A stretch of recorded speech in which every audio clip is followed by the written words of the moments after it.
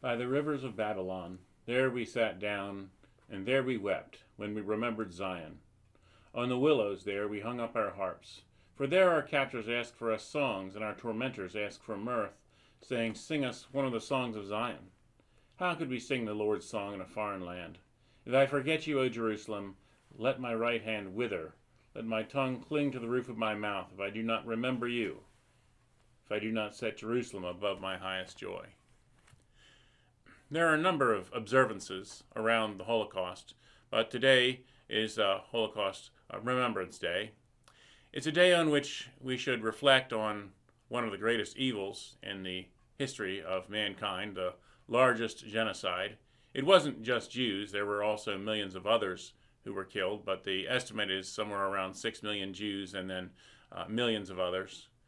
These deaths were senseless, they were based on hatred, and it's the kind of thing that we as human beings need to be very careful not to repeat.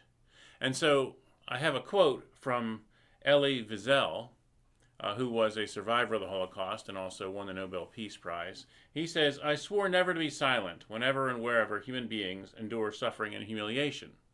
We must always take sides. Neutrality helps the oppressor, never the victim.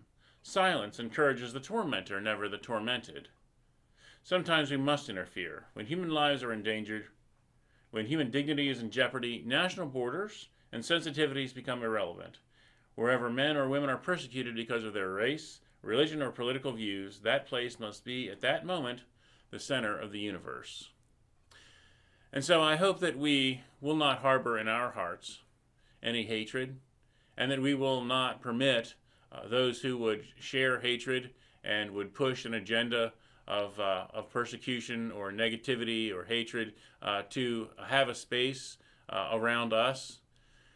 It seems like it would be enough to just step back and not participate, but sometimes we are called to do more. Sometimes we are called to actively oppose those who would push this kind of destruction with their words. And so I think it would honor Holocaust Remembrance Day the most for us to cleanse our hearts from hatred and resolve that we will always be on the side of those who are persecuted or tormented or hated because of their religious or ethnic beliefs or groups.